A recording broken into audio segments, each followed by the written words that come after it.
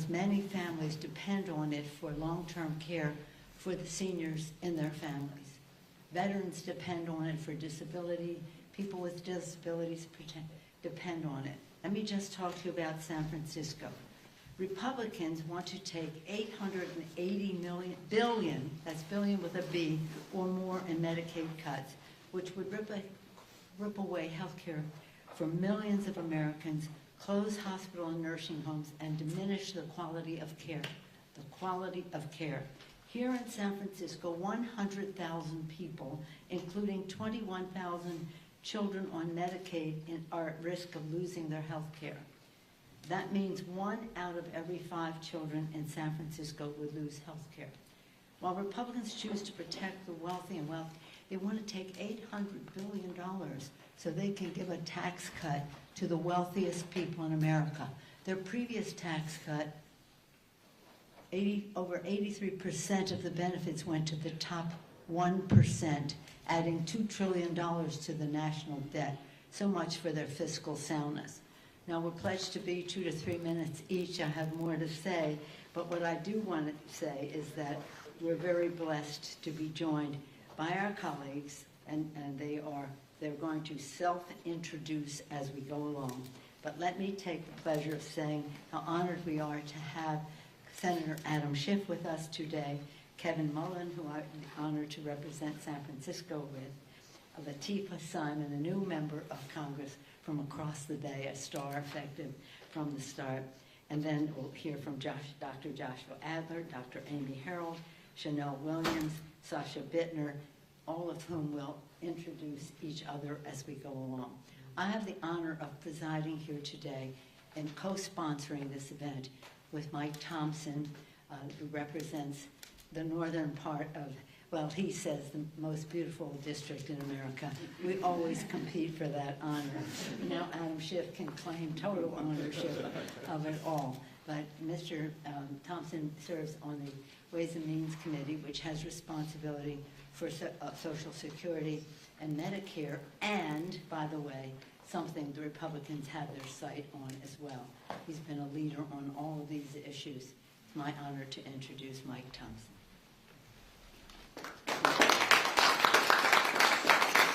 Speaker, thank you very much, and I want to thank the hospital for hosting us here today. It's a beautiful venue. They do great work here, and we're appreciative to be able to be with you. And the speaker's right. We're here because of the children, but we're here because of health care also for all Americans, and we're here because this president and the Republicans in Congress want to decimate Medicaid.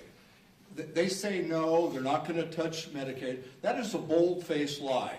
The bill that they pass requires $880 billion in cuts from the Energy and Commerce building.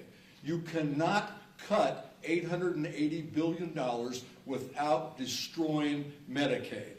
And Medicaid, the destruction of Medicaid will hurt everyone. 1 in every 3 patients in California is a Medicaid patient. All of this, these bad things that they're doing is for one purpose, and that's to facilitate the tax cut for the richest people in the country. So they're going to decimate health care, they're going to hurt people, and they're going to do it to benefit the richest people in the country through bigger tax cuts. Now, 1/3 of the health care in California is Medicaid.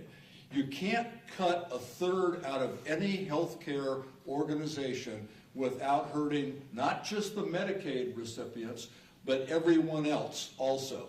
Only one of 2 things can happen with this type of cut. You either close the hospital or close the clinic, or you drastically reduce the services. So if you have a great insurance policy through your employer, or if you have a pocket full of gold, and you want to buy health care on your own, you go to a hospital or a clinic that's had to cut services, it's not going to be available to you. So this hurts everyone, and it's going to cause tremendous problems with not only direct health care, but ancillary benefits as well. And it's going to cost more money. Medicaid pays for services for people who are disabled, for people who have other problems, addiction problems, abuse problems, and by dealing with that through the Medicaid budget, you keep them out of the criminal justice system. You do away with that, it's more expensive for taxpayers dealing with the criminal justice system. And I've got a constituent I met with just yesterday. She's very active, she's employed, and she lives by herself in her own home, and she has a wheelchair that was purchased by Medicaid.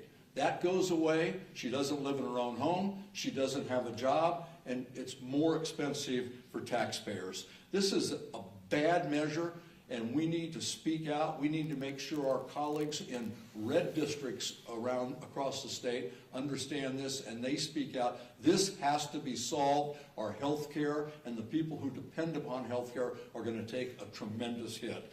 And it's my pleasure to introduce our newest California U.S. Senator, former House member, great friend, great legislator, great American, Adam Schiff.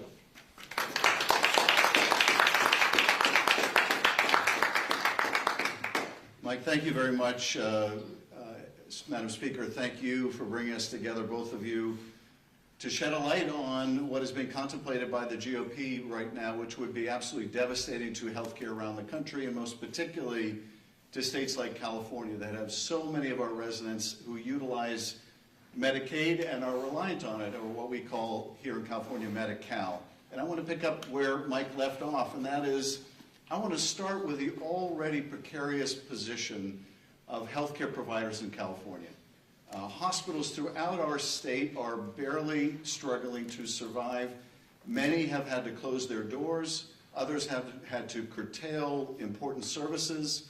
In Madera, California, for example, the hospital shut down. People may have already died because they can't get to a hospital on time. That hospital has plans to reopen. It will reopen, though, without a labor and delivery unit. This is another recurrent problem throughout much of the state of California.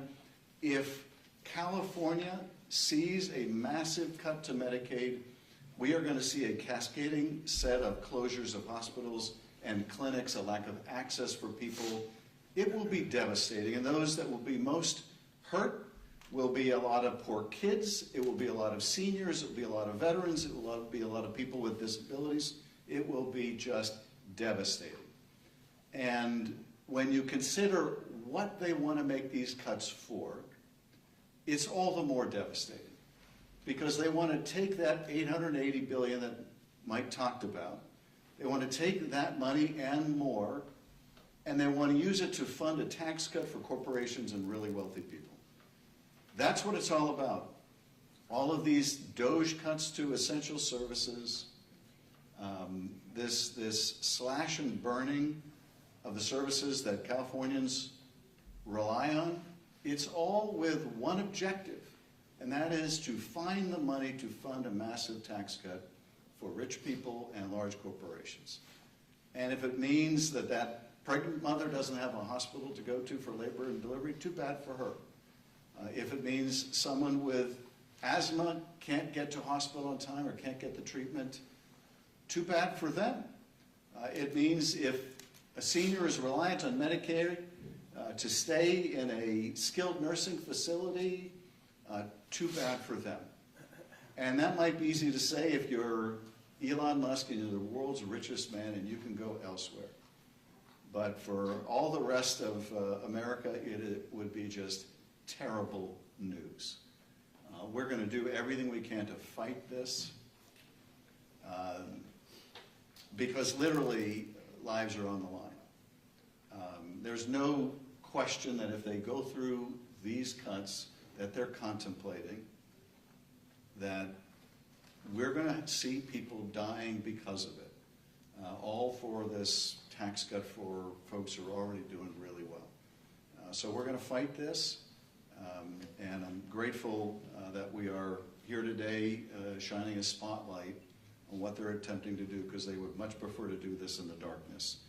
With that, let me introduce Kevin Mullen, a great representative from the Bay Area who represents my old neck of the woods in the East Bay, and thank you for your great service. Thank you so much, Senator.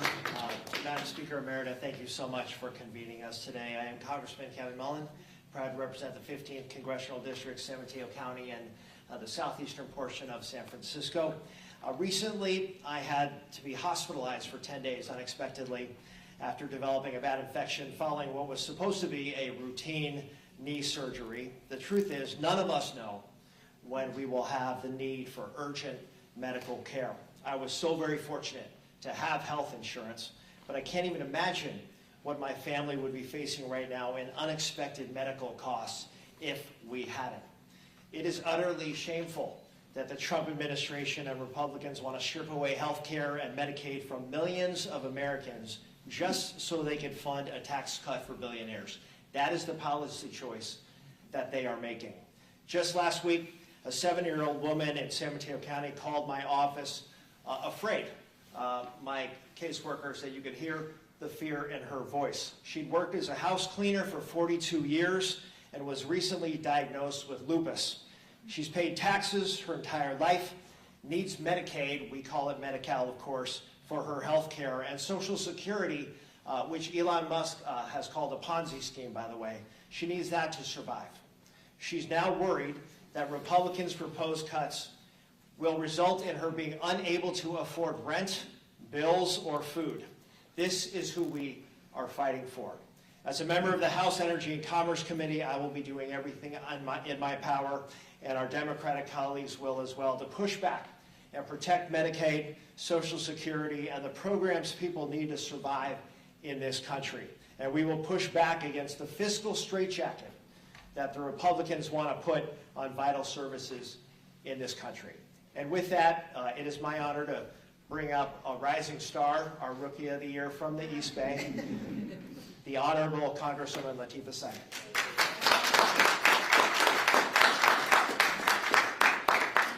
Thank you all. Thank you, Congressman.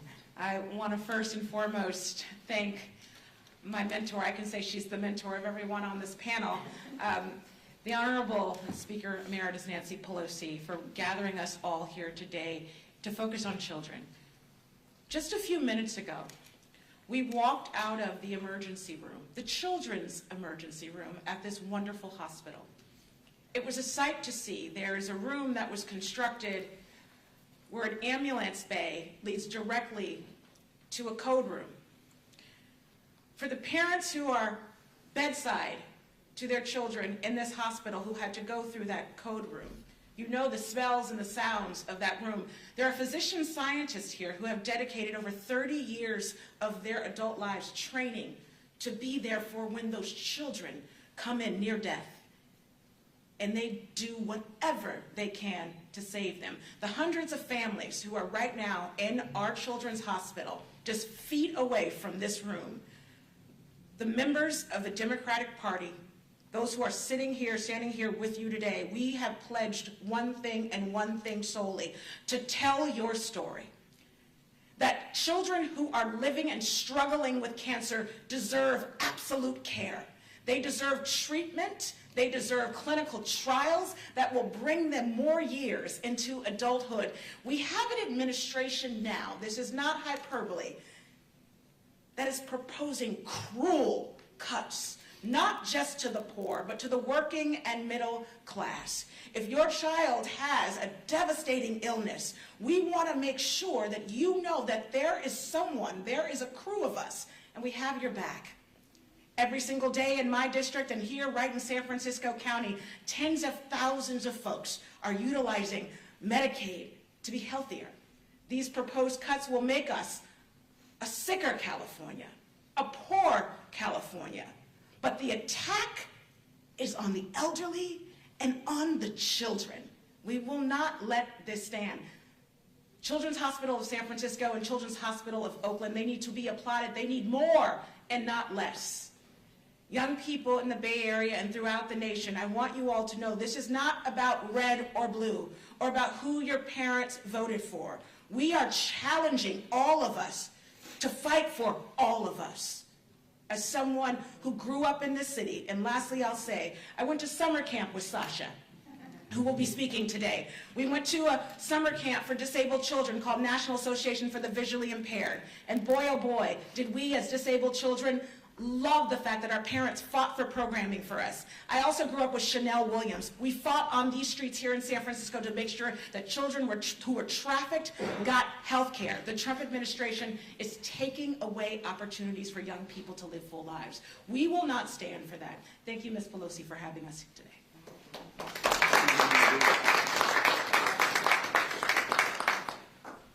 We'll now hear from our host, Dr. Adler. Good afternoon. I'd like to thank, on behalf of UCSF, thank the entire congressional delegation for your leadership in supporting and preserving Medicaid. It is so critical to the mission that all of us at UCSF and our patients pursue. Your leadership to preserve Medicaid is critical to the health and well-being of over 100,000 current UCSF health patients and millions of Californians. Medi-Cal is a lifeline for over 14 million Californians, providing essential health care for children, pregnant women, seniors, and people with disabilities. UCSF Health is the largest provider of hospital care for Medi-Cal, known as Medicaid patients in San Francisco. Currently, over 70% of UCSF's inpatient care is delivered to publicly insured patients, roughly evenly split between Medicare and Medicaid.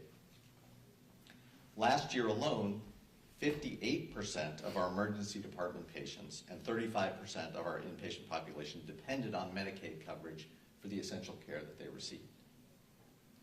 The proposal in Congress to cut approximately $880 billion from Medicaid would severely weaken the healthcare system that millions of Californians rely on for high-quality primary care and secondary care, while increasing the uncompensated care costs for hospitals that are already financially stressed, as was already mentioned. As a physician, I've seen firsthand the profound positive impact that Medicaid coverage has on our patients and our community, and simultaneously know the negative impact that would occur by eliminating that coverage. Significant cuts to Medicaid would undermine the entire healthcare system in California and weaken its capacity to provide care to all patients. At UCSF Health, we serve all patients from our community and region, regardless of their ability to pay, many of whom rely on Medi-Cal to access the high-quality specialty care that's unique to UCSF Health, including transplant services, congenital heart surgery for children, complex neurosurgery, and specialized cancer care, just among the few. Medi-Cal payments allow UCSF to preserve and expand services to vulnerable populations. It is now my honor to introduce Dr. Amy Harold, the Chief Administrative Officer and Chief Medical Officer for Providence Queen of the Valley Medical Center.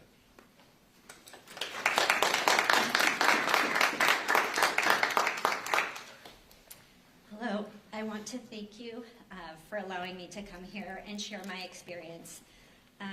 As was mentioned, I'm Dr. Amy Harold. I'm an OBGYN physician.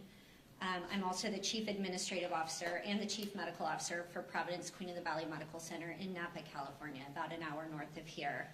When people hear Napa, they think of a glamorous touristy destination, which it is on the surface. But when you peel back those layers, at our heart, we're a farming community, we're a service community, we're a rural community, we are considered rural. In my hospital, where I still take call and deliver babies, we have 75% of our patients that are government payers, about 45% are Medicare, and over 30% are Medi-Cal or Medicaid. That goes up to over 50% when you look at our pregnant ladies having their babies, including the one I delivered 2 days ago. We have over 50% of our patients in the emergency department, very similar to the numbers that Dr. Adler shared with UCSF. Our payer mix is approximately the same. And when we look at these proposed cuts, this would be devastating for the hospital. 75% of my payer mix is government-insured payers. Our health system was founded by nuns. I don't say that because you have to be a certain religion to work at our hospital. You don't have to be any religion to get amazing care at our hospital. But they had tenacity, and they started these hospitals Our health system was started in Eureka, California. They originally were starting schools, and they transitioned to healthcare during the Spanish flu. And those nuns had nothing, and they started hospitals because they saw a need. That legacy has lived. It has lived through multiple generations, ebbs and flows of good times and bad. But we made it through COVID, and we made it through that second pandemic in 100 years. And I would be devastated to see healthcare that has struggled through so many ups and downs be dismantled after going through everything we did and surviving what we did, to be dismantled by this. So in my facility, if we lose government payer and the government funding, we will have to close services. I am the only hospital in the county that has a trauma center. I'm the only hospital in the county that has a labor and delivery. Even ones in counties nearby have shut down. If these services close in my hospital, there will be a healthcare desert.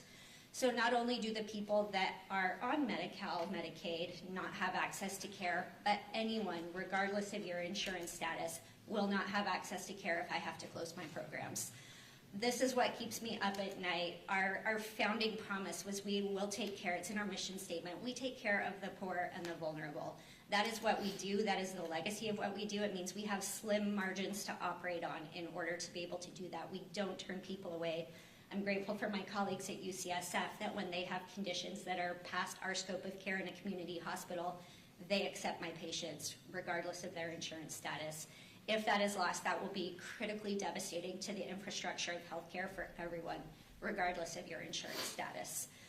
If you need life-saving care, you don't want to have to wait 2 hours to be transferred to another facility. You want that healthcare available in your community. So I graduated from medical school, I hate to admit this, over 20 years ago.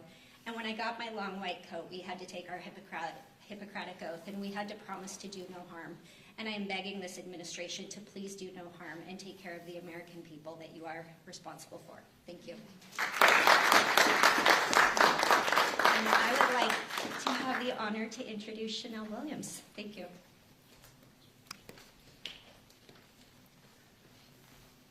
Well, good afternoon, everyone, and thank you so much for everyone being here. It's my honor to serve as the Executive Director of Rafiki Coalition for Health and Wellness right here in San Francisco, California. I'm here to speak on behalf of thousands of Black San Franciscans who will bear the brunt of these proposed Medicaid cuts. Medicaid is not just a program, but it's a lifeline for our community.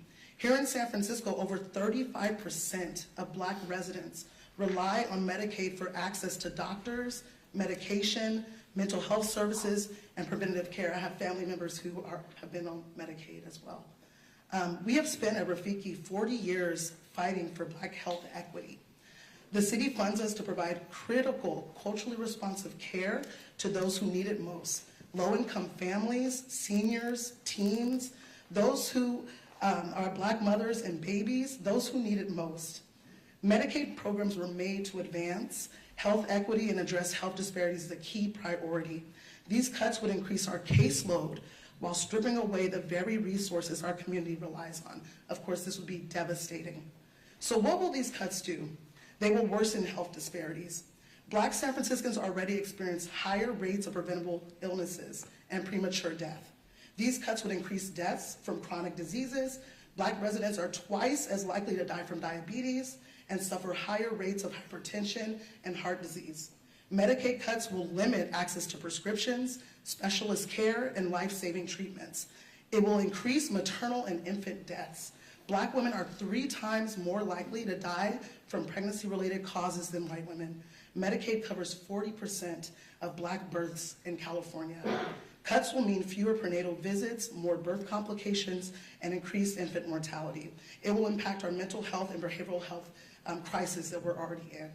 Black communities face higher levels of stress, trauma, and mental health struggles, yet are half as likely to receive mental health treatment due to stigma and lack of access. And we know Medicaid Medi-Cal is the largest funder of mental health and substance abuse services, which Rafiki provides.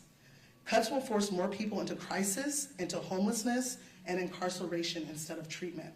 At Rafiki, we provide culturally responsive therapy and wellness programs to support Black mental health. With fewer Medicaid-covered services, our clients will have nowhere to turn, increasing demand on our already limited resources. We already know the economic impacts that this will cause, more medical debt to our community. So since 1986, Rafiki Coalition, we've been a leader in community-centered health for San Francisco's Black population. With our early roots in the AIDS and HIV crisis and prevention, we have been a critical voice and advocate for Black communities for decades. Today, we offer robust services to meet the growing and urgent needs of Black San Franciscans, reaching thousands of community members with holistic health care and education. And we are one of the few Black-led organizations here in San Francisco providing no insurance needed, free and low-cost care to thousands of residents. If Medicaid funding is cut, more uninsured Black San Franciscans will come to Rafiki seeking help, but we won't have the resources to meet the growing demand. Our programs, maternal wellness, chronic disease management, mental health therapy, and holistic healing will struggle to operate without adequate funding. And San Francisco's Black-serving clinics could be forced to reduce services or shut down altogether. We have 4 clinics that we operate as Rafiki, leaving even fewer options for our community. So this is our demand for action. This is a crisis. Medicaid cuts are an attack on Black health, Black families, and Black futures.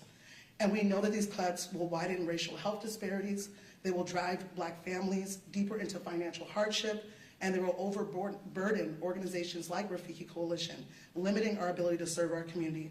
So we are counting on our leaders from San Francisco to Sacramento to Washington, D.C. to reject these cuts and protect Medicaid funding. Black health is not negotiable.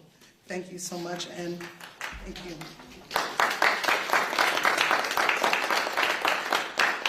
It's my honor to introduce Sasha Bittner from the San Francisco Disability and Aging. She's a San Francisco Disability and Aging Commissioner. Sasha.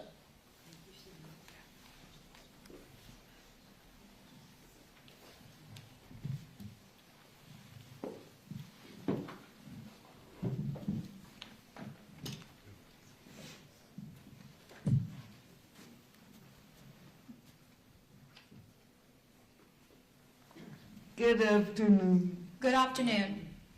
My sister and mom, My sister-in-law, Laurie Laurie Hilodakis, will be voicing will be voicing my testimony my testimony today. My name is Sasha Bittner, My name is Sasha Bittner, and I live in San Francisco. and I live in San Francisco, And I'm a UCSF patient. and have been a UCSF patient. I'm quadriplegic I'm quadriplegic with a speech disability with a speech disability. and a vision disability as well. Vision disability Oh, and a vision disability as well, as a result of cerebral palsy. as a result of cerebral palsy. I was born to a poor, single teen mother, and while she made the choice to give birth, that involved a tremendous sacrifice of her own life plans, especially when it became clear I was severely disabled. When I was just 3 years old, the doctor told my mother I would never be able to do much of anything. But with a great deal of help from my mom and others, I proved that doctor wrong. The support of Medicaid has been critical to my success. I've relied on Medicaid funding for the home and community-based caregiving support that enables me to live a full and productive life in the community, instead of in an institution or nursing home. I was able to attend and graduate from UC Berkeley because I had someone getting me up each morning, dressing me, taking me to the bathroom, and so on. And with that help, I was also able to provide disability awareness programs to thousands of students in the Bay Area. I'm currently a member of the National Council on Disability, previously chaired the California State Council on Developmental Disabilities, and last year the governor appointed me to the Master Plan on Developmental Disabilities Committee. I also serve on the Disability and Aging Services Commission in San Francisco and participate in numerous other community service activities. The reason I'm able to live such a constructive life is because of the critical assistance I receive every day from home care providers funded by Medicaid. Medicaid has not only been essential for the caregiving I require, but also for my medical care. My entire life, Medicaid has helped pay for my health care, related services, surgeries, wheelchairs, and other medical equipment. In 2013, I was at the Parnassus Hospital of UCSF for 5 months being treated for lymphoma, and I experienced many serious complications related to my disability. If there had been a cap on Medicaid, my family would have gone bankrupt, or I could have just died. For many of us, a Medicaid cap is an actual death sentence. Medicaid has been critical to my ability to live a full and productive life. For those who prefer For those who profess to be pro-life, to be pro-life, please please note note that my life did not end when I left the room. when I left the womb. There are disabled, There are disabled, children, children, elderly, elderly, and other vulnerable people and other vulnerable people like me like me who depend on who depend on Medicaid. Medicaid. And the Republican And the Republican plan to gut this crucial support is an attack on our very lives. Thank you very much. Thank you very much.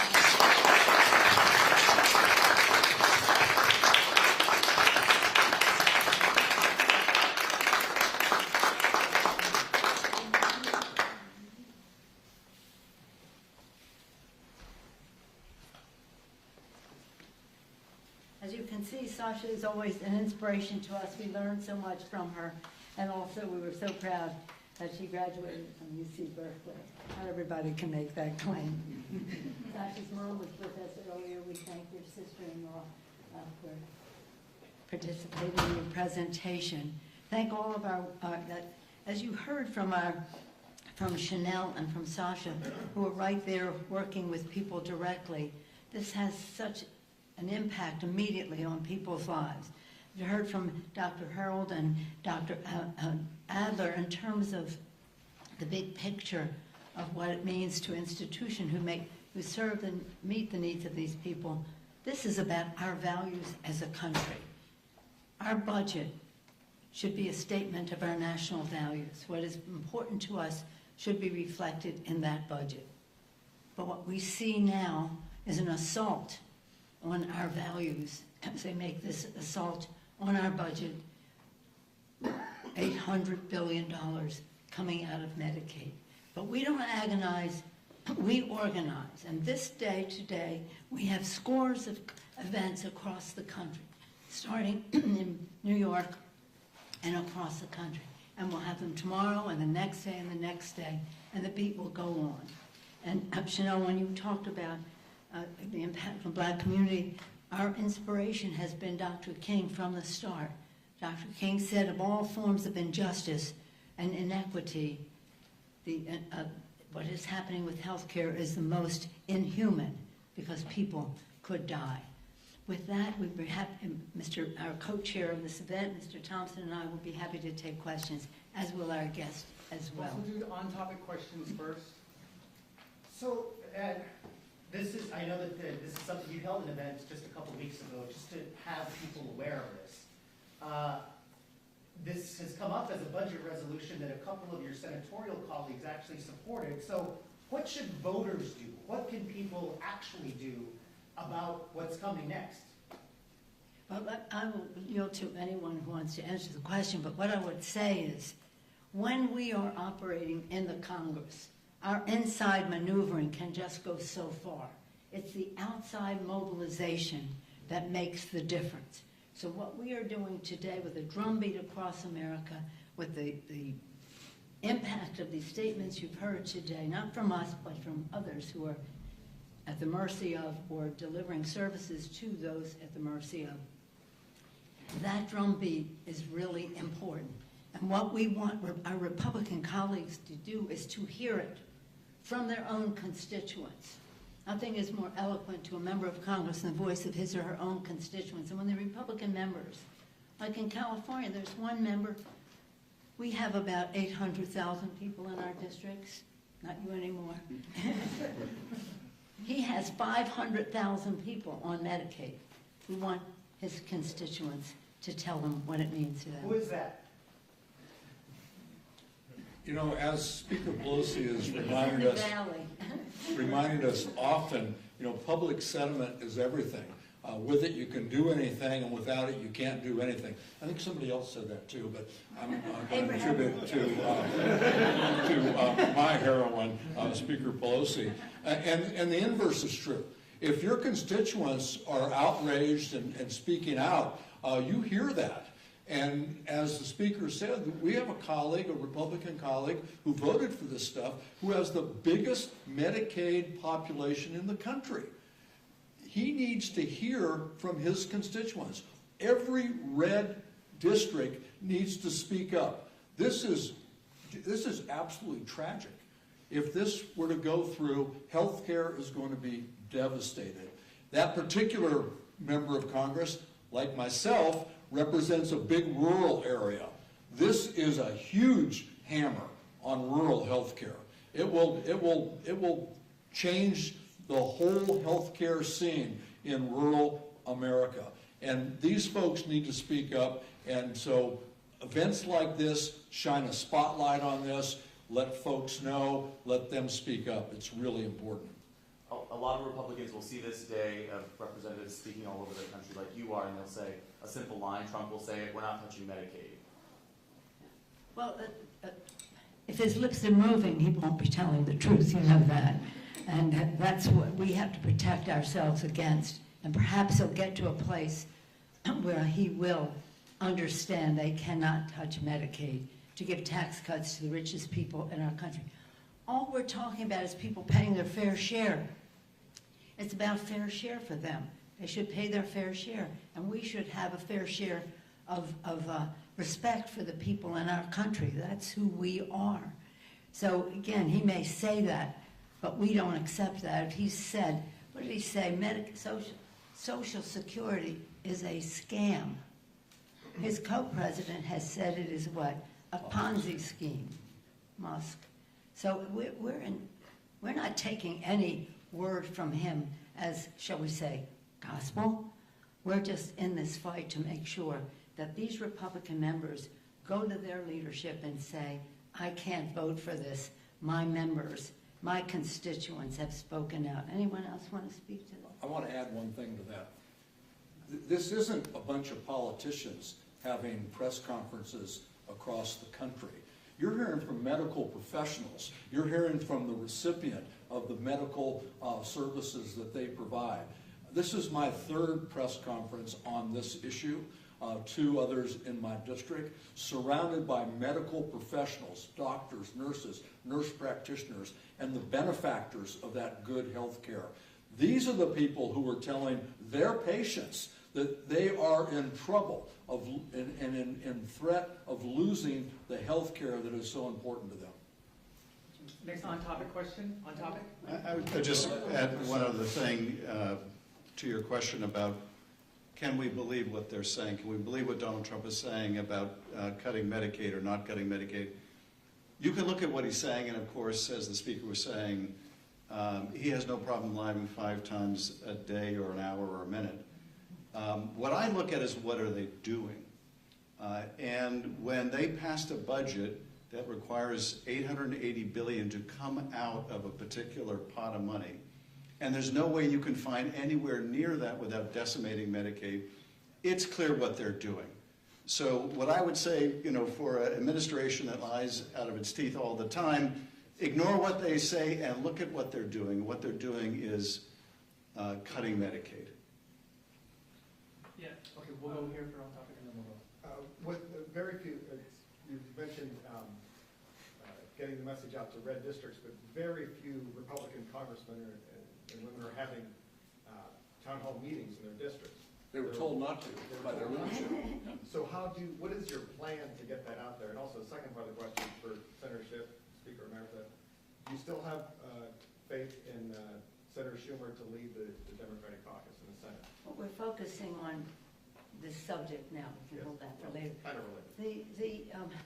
No, everybody has friends in another district. We're telling them to call your friends, call your family members who live in those districts, to have them call their member. Don't you, I've said to our constituents at our press conferences when we've had the town meetings or the tele-town meetings, you're wonderful, but it isn't helpful for you to call a Republican member. You have to have somebody in that person's district call the Republican member. I consider my constituents my bosses. I hope that they do too. Hi, Monica Madden, ABC7. How are you all, obviously there are fewer Senate Republicans who are supportive of these cuts, just given the nature of the districts as compared to the House. I mean, how are you all leveraging that divide in terms of negotiations and, you know, hopefully bringing that back to what ends up in the House? We've had all too many experiences, I think, in the Congress and both houses of hearing very private reservations of many of our Republican colleagues and seeing those private reservations not materialize into public demonstrations of their conviction. And so I take with a certain grain of salt when I hear my Republican colleagues talk about how they don't support some of what the administration is doing. Until they start voting that way, it's not going to be meaningful. Now, they are hearing from their constituents. And they know as well as we do on the Democratic side of the aisle that if they go through with this massive cut to Medicaid, their states are going to be even more adversely impacted. As a percentage of their constituents, they're going to be just in dire straits. Our state doesn't have the resources to compensate for loss of this money. Their states certainly don't. So there's going to be a point where they're going to have to demonstrate the public courage necessary to reject this. I think they're all waiting for the president's honeymoon to come to an end. It is coming to an end before they will be willing to speak out and to act out in a way that protects people's health care. Actually, we had a third way this time. We had a resolution that would be bipartisan. Both of the top Democrat in the House and the Senate, Patty Murray and Rosa DeLauro, introduced that legislation. It was well known to the Republicans, and that could have been a path where we said to the Republicans, you can give us this resolution. If they said no, they would have shut down government. But to a larger sense of your question, their elections are right around the corner in the House. I'm just speaking about the House. It's right around the corner. Between March and September, they'll figure out whether they're going to run again, because his numbers will come down and their constituents will be telling them what they think of how they're voting. So in the course of this 5-6 months, they have to either vote better or understand that the election is coming soon. Hakeem Jeffries will be the Speaker of the House, if I may talk civics, or if you want to call it politics, and they know that. So again, when you say leverage, the leverage, elections are the elections. People's vote is their voice in all of this. Yeah, Pedro graduated with the San Francisco Standard. I'm wondering if you can name any Republican colleagues that you think are most likely to come on your side on this issue. I wouldn't, I can, but I won't. Dustin Gardner from Politico. I'm curious, what do you think it says, the fact that Republican leadership told their members not to hold town halls on this issue? What does that tell you about the state of play on the ground? The leadership told them not to have town hall meetings. Well, the optics have been terrible. If you see the clips from Republican town halls, they are facing their voters, and their voters are making it very clear that they're unhappy with the direction that the Republican leadership in the House is going. We are holding town halls. I'm holding a town hall Thursday night, which is sold out at Carlmont High School in Belmont, and I look forward to hearing from my voters, who also, I think, are expressing just dismay at what's happening in this country. The authoritarian moves by Trump and Musk, they are at their wits' end. I'm going to hear from them, but that is our job, to listen, not just to niceties from our voters, but the reality that they're facing. And I'm sure we'll also be hearing I'll be hearing from Medicaid recipients who are very concerned about the $800 billion, which, by the way, is in the resolution. The $800 billion is coming to my committee, Energy and Commerce, and we're going to fight like hell to block those cuts. Some of you told your constituents and your colleagues to stand up and fight over the CR. I think a lot of People out in the country don't know the difference between a CR and a resolution and a reconciliation. They hear from you to fight, and then other members of your party seem to give up that fight. What would you say to them who became frustrated with how last week went? What's different now? What's the fight now compared to last week? If I just may, are there any other questions about Medicaid and the impact that it will have on children, on seniors, on people with disabilities, on our veterans and the rest? I'm curious, what does... Wait a minute, you had a question, I'm sorry. But what portion is that of what, I mean, $800 billion is a big number, but what portion of Medicaid is that? Like... A devastating portion. Yeah. It's life and death. It's devastating. And if you add the $230 billion that they want to take from food stamps, I don't think it's coincidental that that's about the exact amount of money you need to give a tax cut to people making over $743,000 a year. Yeah, I have a question. Several of you have spoken about individuals, calling their offices legitimately concerned about the future of their health care and their Social Security. When you might not be able to make concrete promises to them, how do you handle conversations like that? Well, it's just, that's our life. That's our life. We listen, we learn from our constituents. In fact, we even pick up some of the vocabulary that is more useful as we go forward because we say it the way they tell us. But that is our life, and we have great staff that take many of the calls, and that's why we have the town halls or in-person town halls to listen to people. But the teletown halls have been so popular because thousands of people can participate, and they can make their suggestions or they can hear what others have to say. But that's our job, to listen, to learn, and to act upon the values that we share. Tell us who you represent. Oh, my name's Holly Rush. I'm with the San Mateo Daily Journal. How about that? Welcome. Nice to see you. Just to add to that, I just want to add to your question because, again, this goes to what they say and what they do. They say on the one hand they're not going to cut Social Security, but we see them closing down Social Security offices. We see them laying off Social Security workers. And the result is that people that haven't received their check or can't find out what happened to their check are calling offices that aren't open anymore. Or they're put on hold for indefinite periods of time. And we hear that because then they call our office. So first they're going after the people who work for Social Security, and then they're going after the check. But they know that if they can interfere with your ability to reach anyone, they can essentially interfere with your ability to get your Social Security check that you've earned, that you worked your whole career for. So we hear that from our constituents, and we try to help them get through to the administration, but these are not coincidental happenings. There is a design behind this, and it is to try to make these programs die on the vine, deprive them of the resources they need, and as the speaker was saying, just use that money for a tax cut for people who are already doing really well. We have time for one or two more. Can you answer one of the questions that came before? I mean, how do you delineate right now from last week in terms of communicating with your constituents about the ability to fight a good fight and... Well, that falls into the category of a question outside the scope of this, and I'll come back to that. Okay. We will come back then to this gentleman's question as well. Just talking about California health care. Last year, California expanded Medicare eligibility to all undocumented immigrants. And just recently, that expansion has exploded the program's cost by billions of dollars. Given this, do you think it was wise for health insurance to be given to all able-bodied adults, including illegal immigrants? And would you encourage all other states to do the same?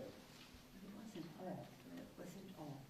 Well, I think you're talking about some undocumented immigrants who were able to get health care.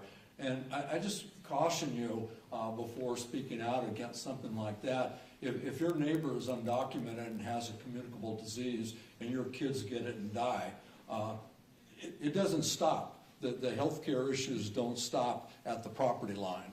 And the same thing, someone who is injured needs to get help, they should get help. We're not talking about other states here today, just California and San Francisco.